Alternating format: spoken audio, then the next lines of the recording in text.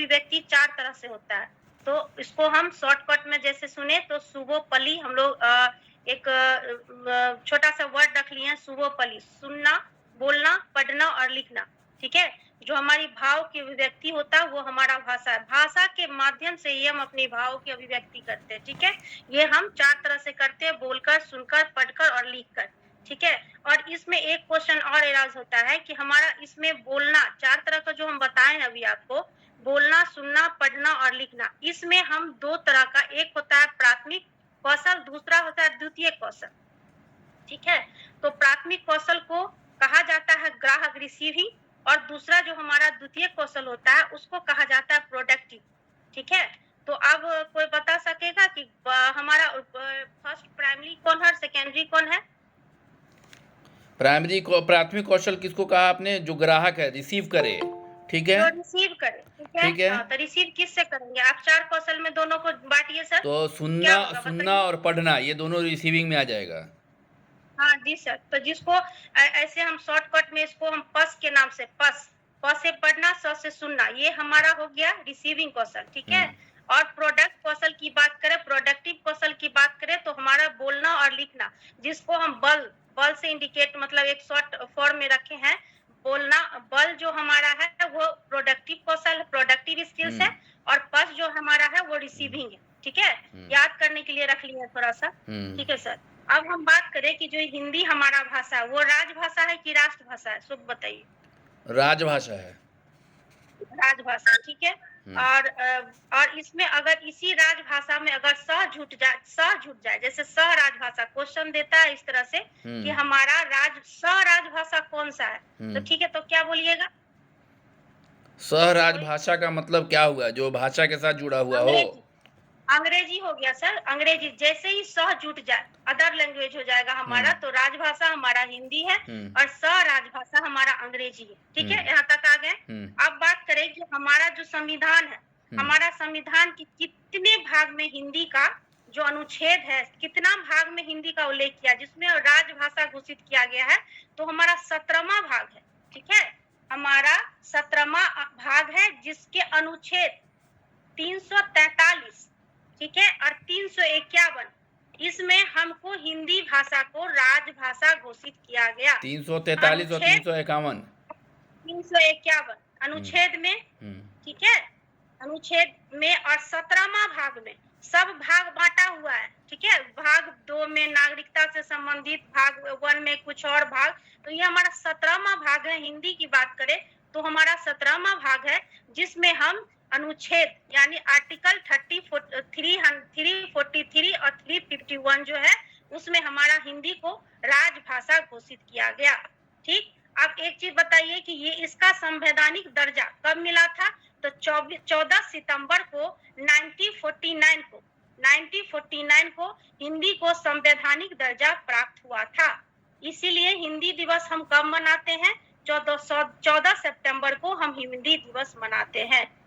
ठीक है, यहाँ तक सर? ठीक है, वेरी गुड। अब हम बात करें, थोड़ा सा जान लीजिए कि हमारा भारत में हिंदी का 2 विश्वविद्यालय है। ठीक है, 2 विश्वविद्यालय। पहला विश्वविद्यालय हमारा है महात्मा गांधी अंतर्राष्ट्रीय हिंदी विश्वविद्यालय, जो कहाँ है? वर्धा, जिसको वर्धा बोला गया है, और वो महाराष्ट्र में है। ठीक है, महात्मा गांधी, वर्धा का नाम तो महात्मा गांधी से जुड़ा हुआ है। वर्धा योजना जो हमारा एजुकेशन से रिलेटेड है, वो हमारा महात्मा गांधी अंतर्राष्ट्रीय हिंदी विश्वविद्यालय महाराष्ट्र में है।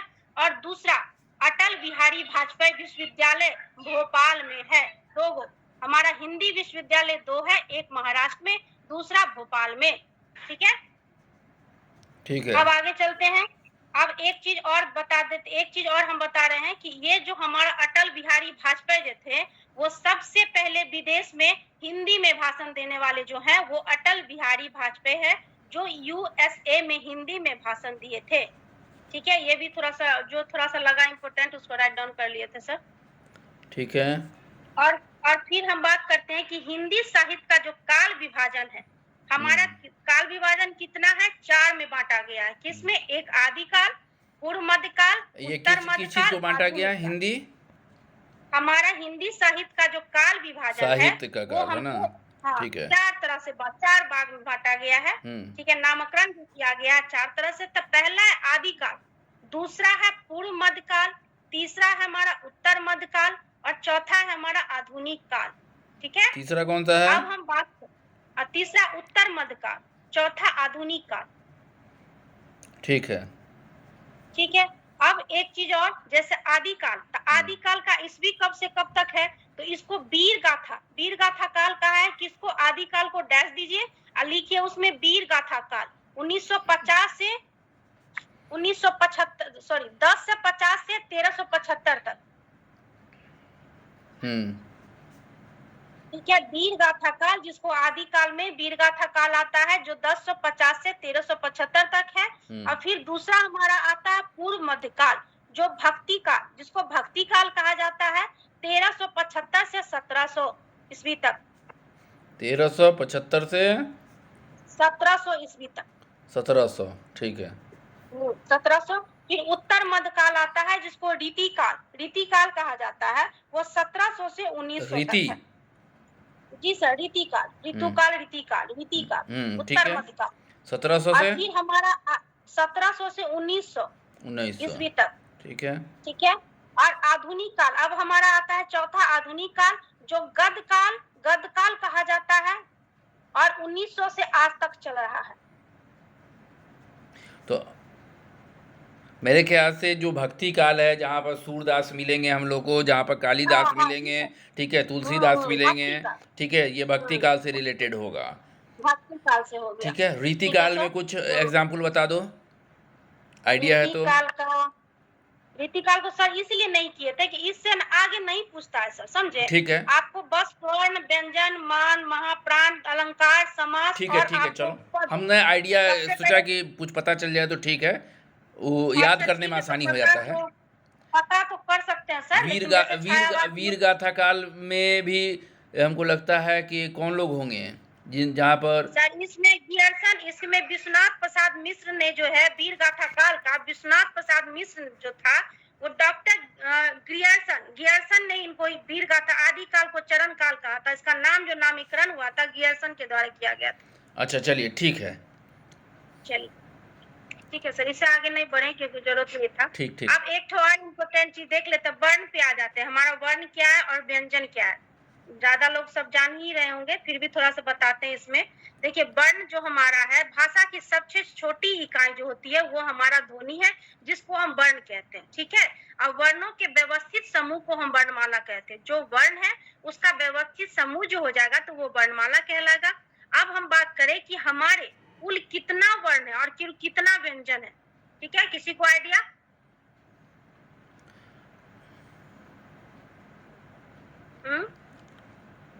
पहले वर्ण को तो डिफाइन कर दिया आपने कि कोई एक अक्षर है ना।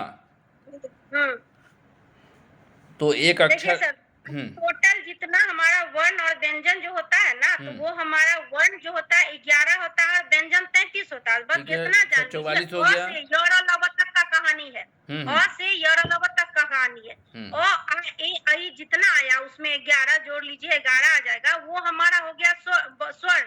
ठीक है, स्वर्ण वर्ण हो गया। व्यंजन हमारा फिर क ख से शुरू हो जाएगा, है ना सर? हाँ, तो ये जो 11 जो होगा वो स्वर होगा। हाँ, स्वर होगा। हाँ, ठीक है, और व्यंजन 33 है हमारा, क ख ग घ सब व्यंजन हो गया। हाँ, तो स्वर एवं व्यंजन की संख्या हमारा 44 हो जाएगा। ठीक है। और फिर अगर हम बात करें कुल वर्णों की संख्या, कुल वर्ण की संख्या जो हो जाएगी तो वो हमारा 52 होता है। लेकिन उसका बहुत हिसाब है, बहुत कुछ को ऐड करके, जैसे अ होता है, अ पर जो हमारा अनुस्वार 2 होता है उसको 2 में बांट कर तब उसको जोड़ा गया है। ठीक है, तो हम लोग कॉमनली याद रखेंगे कि कुल वर्णों की संख्या पूछे तो 52 और स्वर्ण व्यंजन की संख्या पूछे तो 44। ठीक है, जिसमें स्वर हमारा 11 हो गया और व्यंजन हमारा 33 हो गया। ठीक सर? अच्छा, अब हम बात करें स्वर्ण क्या है। ठीक है, तो स्वर हमारा वो होता है जिसके उच्चारण में किसी तरह की रुकावट एक चीज और बता दो कि स्वर्ण और व्यंजन को मिला के क्या बोलते हैं? स्वर व्यंजन तो हमारा टोटल हो ही ना गया सर, स्वर और व्यंजन दोनों मिलेगा तो हमारा सेंटेंस बन जाएगा। नहीं, हमारा वाक बन जाएगा। वर्ण बोलेंगे इसको पूरे को मिला के। हाँ, पूरे को स्वर्ण व्यंजन दोनों का जब माला क्या बना कि वर्णों के व्यवस्थित समूह को वर्णमाला कहते हैं। तो अच्छा, हमारा चलो, पूरा स्वर वर्णमाला जो वर्णमाला है, हो गया ये, ठीक है, चलो। हाँ पूरा पूरा हो गया। तो हम्म, स्वर्ण ए अ से लेकर यरल तक का कहानी है, तो सब तो उसी में आ जाता है सर। ठीक ठीक। समझे सर? तो जितना भाषा हम लोग बोलते हैं, जितना वर्ड बोलते हैं, जितना सेंटेंस बोलते हैं, तो दोनों को मिला के ही तो बोलते हैं, है ना सर? तो अब हम बात करें कि स्वर हमारा क्या है, तो स्वर वही होता है जिसको उच्चारण करने में हमको किसी तरह की प्रॉब्लम नहीं, किसी तरह की रुकावट नहीं, हम स्वतंत्र रूप से उसको बोल देते हैं। ठीक है? इसमें हमको दूसरे वर्ण की सहायता की जरूरत नहीं पड़ती है। तो वो हमारा हो गया क्या? स्वर्ण। जैसे जैसे अगर मान के चलिए अ में कोई चीज नहीं जुड़ेगा, लेकिन क में अ जुड़ जाएगा अपने आप में, क्योंकि वो अपने आप स्वतंत्र है, उसमें किसी चीज का हमको व्यंजन का जरूरत नहीं है। अगर उसी में आप हमको क बोलते हैं, तो क में किसका जरूरत है बताइए? अ का मिलेगा, अ का जरूरत है, अ का जरूरत है। तो हमारा जब व्यंजन में क है हमारा, तो क बोलते हैं तो हमको स्वर की सहायता लेना पड़ रहा है। लेकिन व्यंजन जो है ऐसा तो स्वतंत्र है, जिसमें हमको किसी चीज की जरूरत नहीं है, किसी व्यंजन की जरूरत नहीं, वो स्वतंत्र रूप से प्रवाह रूप से हमारे मुंह से निकलता, बस वही हो गया। ठीक है। अब बात करें कि स्वर जो हमारा होता है 3 तरह का होता है, हस्त स्वर, दीर्घ स्वर, प्लुप्त स्वर। ठीक है? कौन कौन सा? हस्त स्वर। पहला हमारा स्वर के जो 3 भेद होता है, उसमें हमको पता है हस्त स्वर, दीर्घ स्वर और प्लुप्त स्वर। आधा प लहर सुकार लू त प्लुप्त स्वर। अब हमारा हस्त स्वर में कौन कौन सा आ जाएगा? स्वर को भी तो बांट दिए हम, तो कहे थे कि अ आ से लेके ए आई तक जितना होता है टोटल हमारा 11 जो हो जाएगा वो स्वर हो जाएगा। अब इस 11 को भी हम बांट दिए, है ना? तो अब हम बांट दिए तो इसको हस्त स्वर में बांटे, दीर्घ स्वर में बांटे, प्लुप्त स्वर में। तो मेरे ख्याल से जो दीर्घ स्वर होगा, जिसमें जैसे बड़ी ई हो गया, ई जो हम लोग बोलते हैं, ऊ जो हम लोग बोलते हैं, दीर्घिकार जिसमें लगता है। बस बस बस सर, वही सर। जिसमें अगर हस्त स्वर की बात करें तो उसमें अ हो गया, हर्षी हो गया, ऊ हो गया और री हो गया। अ हो गया, 4 आ गया। अ ई ऊ, हाँ, ऊ और री री री री। री हाँ, री ये हमारा था। अब उसमें देख लीजिए हस्त स्वर में पूछा जाएगा कि कितना होता है, तो हस्त स्वर में हमारा स्वर कितना होता है? 4 होता है। बगल में लिख लीजिए 4। ठीक है। अब हमारा बात करें कि दीर्घ स्वर क्या होता है, तो दीर्घ स्वर में वही जो आ हो गया, दीर्घी हो गया, ऊ हो गया, ए हो गया, ऐ हो गया, एक मिनट, ई हो गया, ऊ हो गया, आ हो गया, ए भी है। ए हो जाएगा, ए वाला। हाँ सर, ए ऐ ओ औ सब आ जाएगा। ए ऐ है ना? ओ औ टोटल 7 गो हुआ। देखिए सर, ओ दो दो औ नहीं, देखिए ए ऐ ओ, ए ऐ ओ औ आ ई, आ मतलब ई मत बोलिए, हर्षी दीर्घी बोलिए, दीर्घी बोलिए सर ओ उसको। औ है ना? ठीक है। ई हो गया, 7 हो गया, 2 2 4 2 6 1 7। 7 गो पुड़ गया ना सर? हाँ। ठीक है। अब एक तो बच गया हमारा साइड से प्लुप्त स्वर, जिसको हमारा उसमें काउंट नहीं है, लेकिन ऐसा वर्ड है जिसको, अच्छा इसको क्या बोला जाता है? हस्त स्वर में हमको कम समय लगता है, हस्त स्वर का जो इस्तेमाल करेंगे तो हमको कम समय लगता है, तो वो हमारा हस्त स्वर। जैसे अ ई ऊ री, कुछ नहीं, एकदम कम समय लगा। दीर्घ स्वर आ ई। अब सर ए भी अ पढ़ा दिया हम लोग को सर, पीएचडी का ये सब ठीक कुछ है। करा दिया। ठीक है सर। अब हम बात करें प्लुप्त स्वर की बात पर, तो दीर्घ स्वर में क्या होगा कि उससे स्वर, हस्त स्वर से हमको ज्यादा समय लगेगा दीर्घ स्वर में, जिसमें ज्यादा समय। अब प्लुप्त स्वर होगा जो सबसे ज्यादा समय लगेगा, लंबा समय लगेगा। ठीक है? अच्छा, अब उसको एक एग्जांपल। अच्छा। हाँ, फिर जैसे बोलिए ना सर, ओ पूरा लंबा खींच लिया, बस। लेकिन एक चीज जानते हैं सर, प्लुप्त स्वर में हम चारों तरफ खोज लिए, एक शब्द ओम के अलावा कुछ नहीं मिला। अच्छा तो आप ना खींच ले सर, लेकिन अच्छा तो अच्छा। हाँ, जनरली आता है ना? भाषा में वो कहीं कहीं पर यूज होता है, एंसेंट में। कहीं कहीं की भाषा वैसे ही है, वो वैसे ही रेखा के बोलेगा, तो वहां पर इसको प्रयोग करते हैं। ठीक है, वही हो गया सर, वही हो गया। ये हो गया, ठीक है सर, मुख्य भाषा। अब हम व्यंजन की बात कर लेते हैं।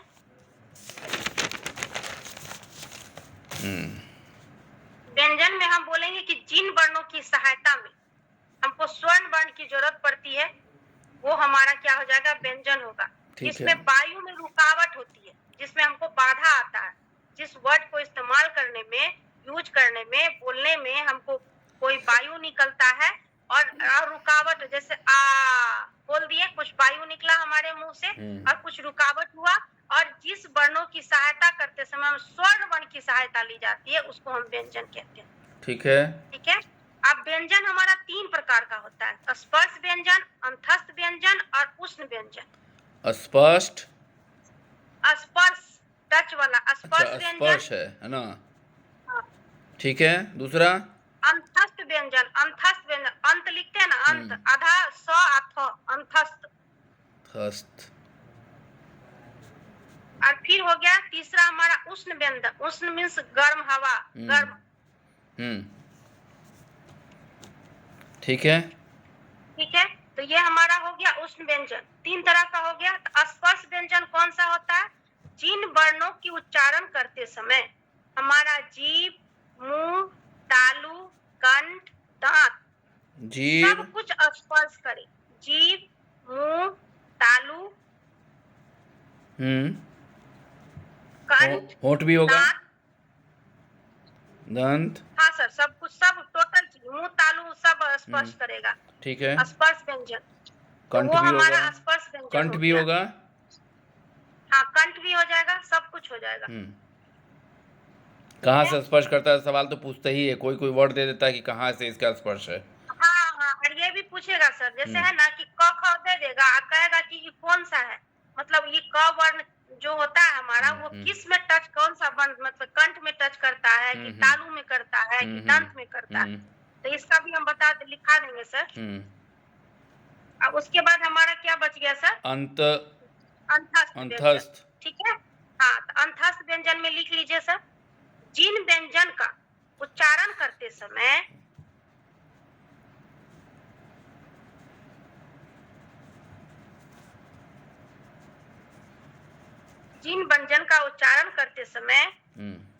किसी भी भाग को स्पर्श नहीं करता है और न ही किसी प्रकार की वायु या बाधा होती है।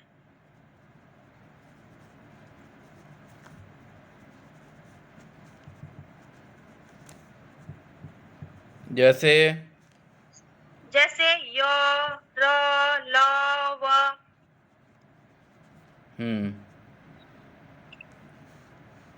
हो गया।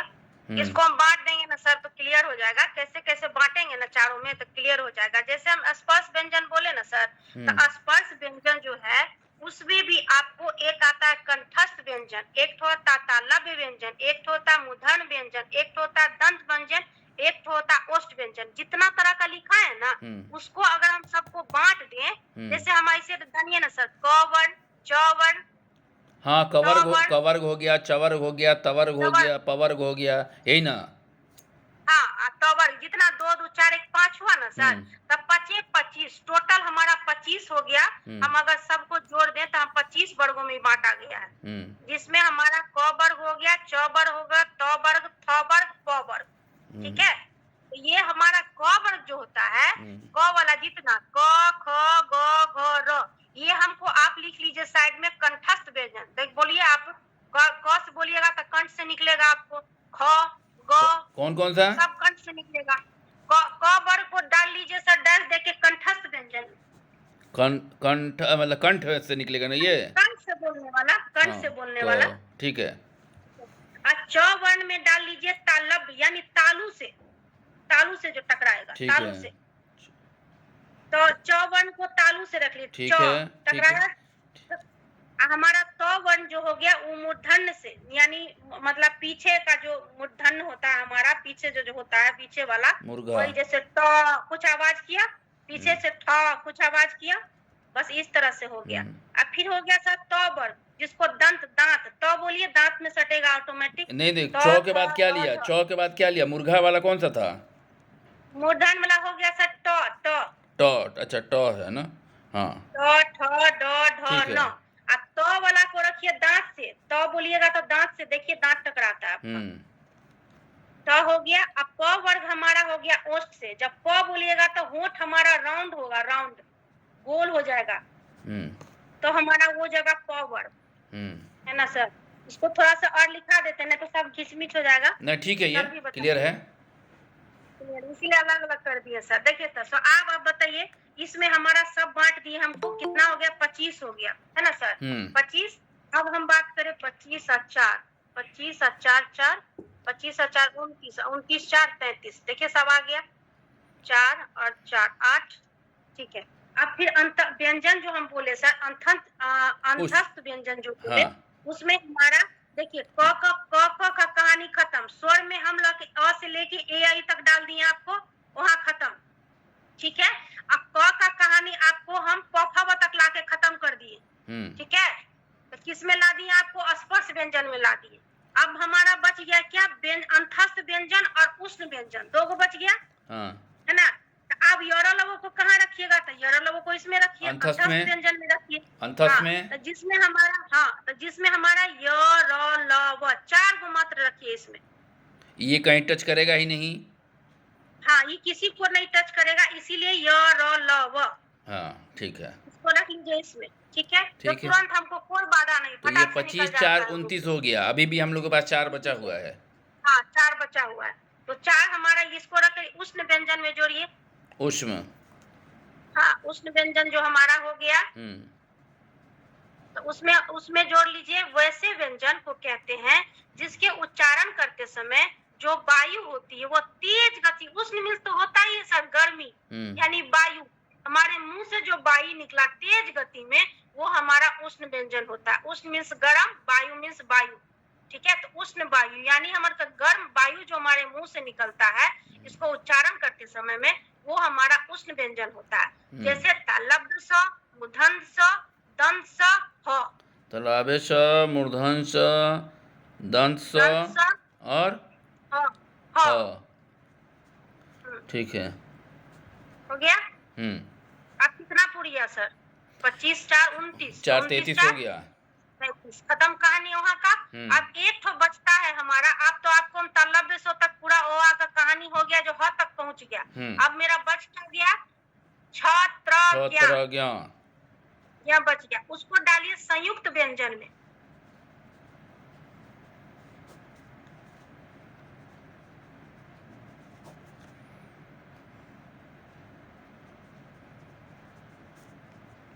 ठीक है।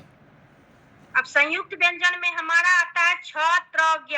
तो छ को जो हम, इसमें क्या होता है ना, इसमें तो जुटता है कुछ, छ हमारा अकेला तो है नहीं, तो हमारा क, छ को डैश दीजिए और क में हलंत लगाइए, प्लस फिर स में हंत लगाइए, छ प्लस। एक मिनट देखते सर, स्क्रीन शेयर हो रहा है क्या, एक मिनट।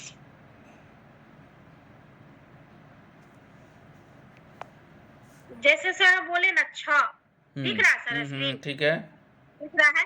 तो आप इसमें इसको, तो ये पूरा अक्षर को हम कैसे करेंगे, तो क में हलंत, फिर हमारा स में हलंत, प्लस प्लस चलता चला जाएगा, और ये हमारा पूरा सेंटेंस हुआ सिर्फ छ का। 3। हाँ ठीक। अब फिर हम बात करें ज्ञ का। फिर हम ज्ञ की बात करें,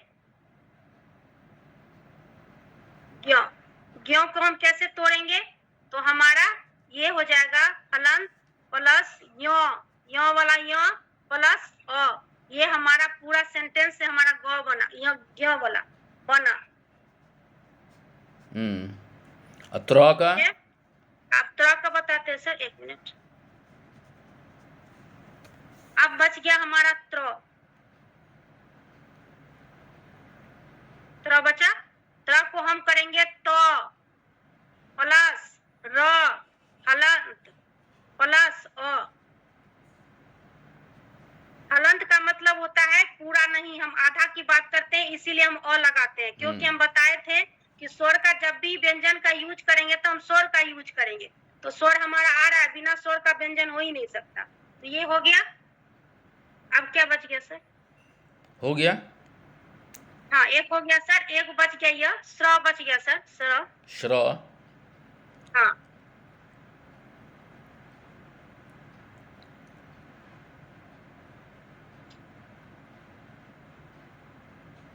श्रावण, श्र, एक मिनट।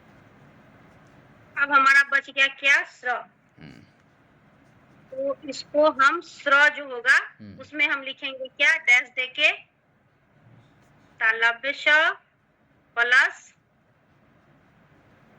र, र र र प्लस अ, र प्लस अ, ये हमारा हो जाएगा स्र, हलंत लगा के। ठीक है। बस बस इतना कहानी हो गया, स्वर का व्यंजन का पूरा कहानी खत्म, सबको बांटते हुए।